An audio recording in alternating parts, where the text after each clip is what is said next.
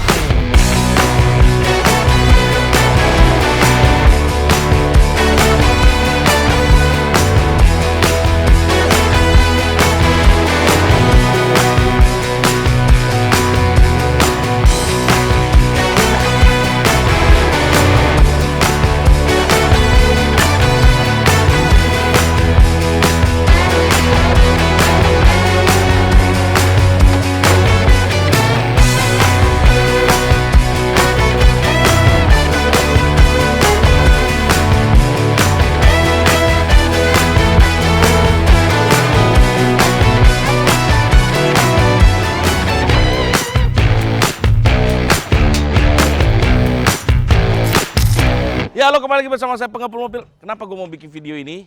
Karena gue udah lama nggak bikin video. Yang kedua, hampir jarang banget mengetahui kalau orang bilang Land Cruiser bensin ZX seri tertinggi itu dibongkar dan diulas apa aja kekurangan dan apa aja kelebihannya, penyakit-penyakitnya.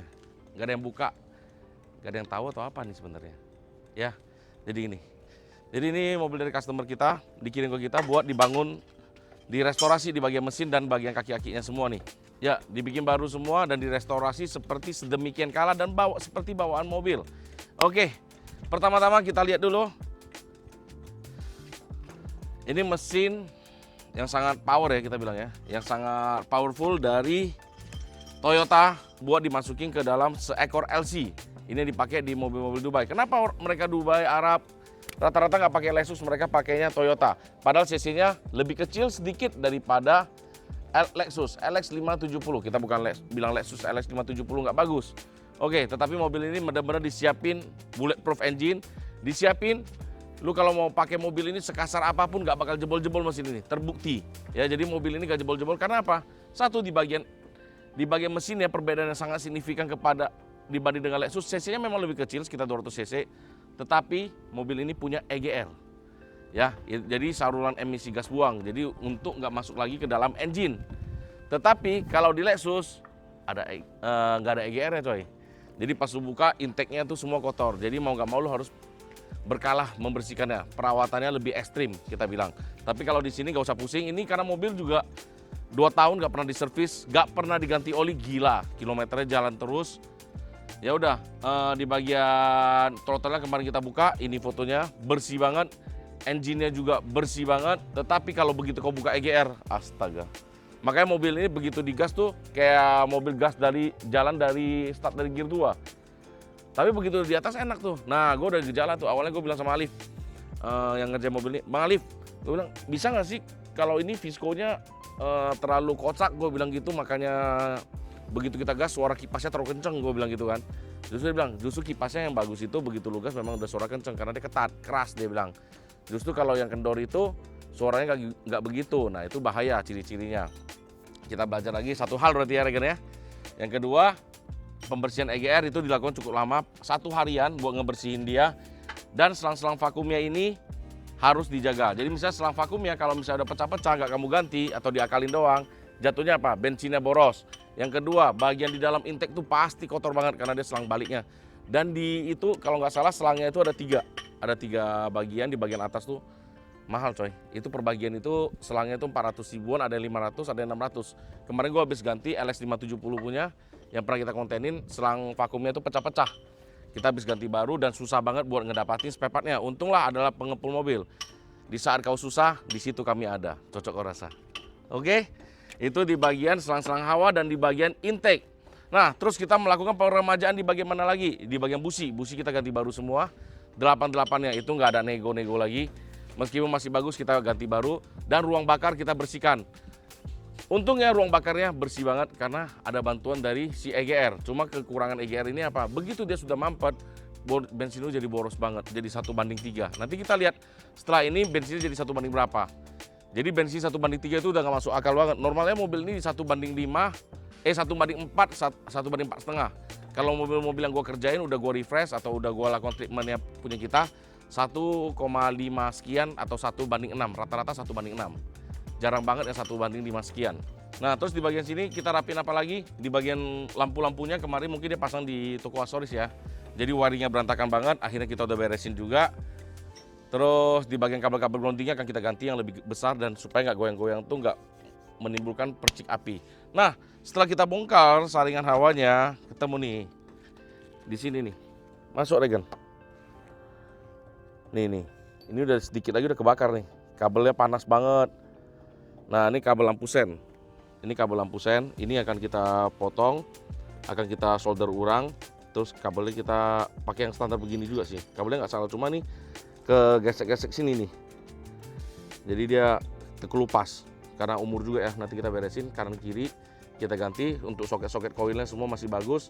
Dan ini untuk saringan hawanya ada sedikit pecah, tapi bisa kita akalin yang ini. Ini yang saringan hawa airflow ya. Kalau kita delete ini bahaya, mobil kamu nggak bisa jalan nanti, nggak bisa digas. Terus kalau untuk bagian rem hati-hati karena ini elektrik ya jalannya. Jadi lu nggak bisa kuras manual, ini harus kuras pakai mesin yang kita. Nanti kita kuras pakai vakum, kita pakai vakum. Terus power steeringnya masih bagus, gak kita ganti. Kadar airnya juga dikit banget. Terus di bagian radiatornya, nah ini radiator kemarin gue sempat tanya dia, Liv kemarin gue udah bawa datang nih mobil nih. Radiatornya tuh habis, gue bilang kering, gue tambahin air. Nah ini udah mulai habis lagi nih. Gue tanya dia ada bocor nggak? Gue bilang enggak. Jadi memang benar-benar kurang air dari sana, orangnya kurang perawatan. Ya udah, nanti airnya kita top up, kita kuras habis, terus kita masukin lagi. Nah, pertanyaannya, Bang, kenapa nggak mengecek kebocoran pada mobil ini? Dia bilang gitu. Kenapa abang nggak dilakukan kalau mau pakai hemat kan bisa dirojok gitu? Kenapa harus tambah air aja? Pasti ada yang sesuatu yang salah. Nah, kalau untuk di mobil mesin seperti begini, Land Cruiser, yang jalan Visco begini, dia begitu radiator ada kebocoran atau ada overheat, AC-nya pasti nggak dingin. Karena mobil ini AC-nya cukup dingin, jadi kita nggak pusing masalah radiatornya. Jadi radiator cukup kita kuras, kita lihat nggak ada karat, ya udah kita masukin air, kita top up lagi, seperti sedemikian kalah. Nah, terus di bagian engine-nya, nah ini begitu dibuka filter oli kita dikagetkan oleh kekurangannya. Nah inilah, bahkan di Jakarta sendiri filter oli begini tuh susah banget dapatnya. Ini estimasi kita udah sekitar 50.000 km nggak pernah ganti filter oli sampai keriting. Jadi kita ganti baru, harganya lumayan mahal juga, yang asli. Nah kalau teman-teman bilang, Bang di toko di e-commerce harganya sekian, kamu harus cek e-commerce itu asli atau enggak. Semua kotak bisa Toyota loh. Gue udah pernah kena sekali coy, begitu pasang ganti oli sekali lagi gue tarik hancur dalamnya. Jadi kayak begini lagi. Jadi kita harus tahu mana yang asli, mana yang palsu. Nggak bisa kita sembarangan lihat. Gue aja nggak beli dari online. Ini gue kirim dari teman saya yang dari Medan. Gue beli beginian dari Medan, lihat fanatik kali gue sama orang Medan ya. Nah, terus yang gue pegang gantian apa aja nih? Filter bensin. Ya, gue udah nggak mau pusing nih. Filter bensin gue ganti baru. genuine lah. Yang begini-begini kita pakai genuine part semua. Terus strainer filter matic. Ini gue ganti baru. Nah, teman-teman pasti bilang, Bang, filter matic harusnya dikerjain di bengkel matic. Kau anggap aku apa? Matic kami jago. Apa kau? Gak ada rasanya begini. Jadi filter matic nanti kita turunin, kita masukin terus kita refresh. Filter matic kalau di kita cukup 4 jam beres. Ya kalau begini-begini mah makanan sehari-harinya kita. Ya cocok lagi deh. Kita kalau bagian mesin, transmisi, aduh, kau jangan anggap remeh kami lah. Oke, filter matic nanti kita ganti. Nah, olinya pakai apa? Olinya gue tetap saranin pakai TMO. Ya kalau kamu punya budget lebih, kamu bisa pakai dari AMS Oil. Itu dari luar. Terus filter udara, gue pakai yang orisinil. Nah, kenapa Bang nggak mau pakai yang racing atau segala macam? Ini mobil orang pakai harian, dia juga masuk ke proyek, jadi debunya tuh ekstrim banget. Lihat engine bay-nya debunya banyak banget, tetapi bagusnya itu nggak rembes ya, nggak ada yang rusak. Jadi gue pakai yang ori, meskipun ini harganya hampir 600.000. Mahalnya minta ampun, gila nih barang. Denso, terus filter AC. Nah kalau ini gue nggak pakai ori lah, jadi ada yang bisa hemat ya kita hemat, yang nggak bisa hemat ya kita nggak hemat lagi. Oke, masalah nggak sampai di sana saja. Begitu udah selesai bagian engine bay, timbullah masalah baru. Begitu kita ngolong di dalam ada, kalau kemarin kan ada Minions ya.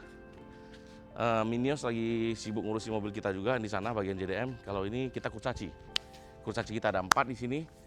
Begitu kita ngolong, apanya yang bocor kan? Seal converter yang di matic dan seal kuras bagian belakang. Bang, kenapa bisa tahu seal converter yang bocor? Mobil ini habis kamu pakai, kamu diamin, olinya nggak bocor sama sekali nggak. Tapi sudah diem 2-3 hari, mulai tuh netes, ngucur kenceng dia. Kita udah tahu nih penyakitnya nih, lu cari spare partnya, sampai budek kau nggak dapat. Susah banget, tapi ya, namanya pengepul mobil akhirnya kita dapat juga. Seal converternya kita ganti, nanti kita videoin. Terus untuk seal kerasnya kita ganti juga, padahal seal kerasnya nggak bocor ya, cuma karena udah turun matic, ya udah yang belakang sekalian kita ganti. Nah, kenapa kita harus ganti itu semua? Lu udah turun capek-capek lu, kalau nggak ganti itu lagi mau buat apa? Maksud aku gitu. Ya udahlah sekalian, gue bilang gitu. Meskipun dia bukanya dia pakai kunci shocknya itu yang belimbing. Nah, rata-rata bengkel nggak punya belimbing, mereka pakai door. Rusak semua, balance shaftnya semua kena. Jangan. Jadi kita kalau nggak ada parts ya udah lu beli dulu barangnya, kuncinya buat ngerjain. Kalau nggak ada kuncinya janganlah, kasihan customer kamu. Oke, itu udah beres. Terus apa Pel? Dia udah mau gila, lihat rambutnya udah kayak brokoli dia. Tiap hari kena siksa terus ngerjain mobil kita ya kan.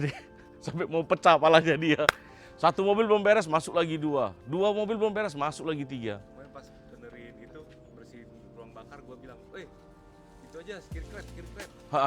Terus pada ngeliatin gue semua langsung. Iyalah, orang 4 silinder ini 8 silinder coy.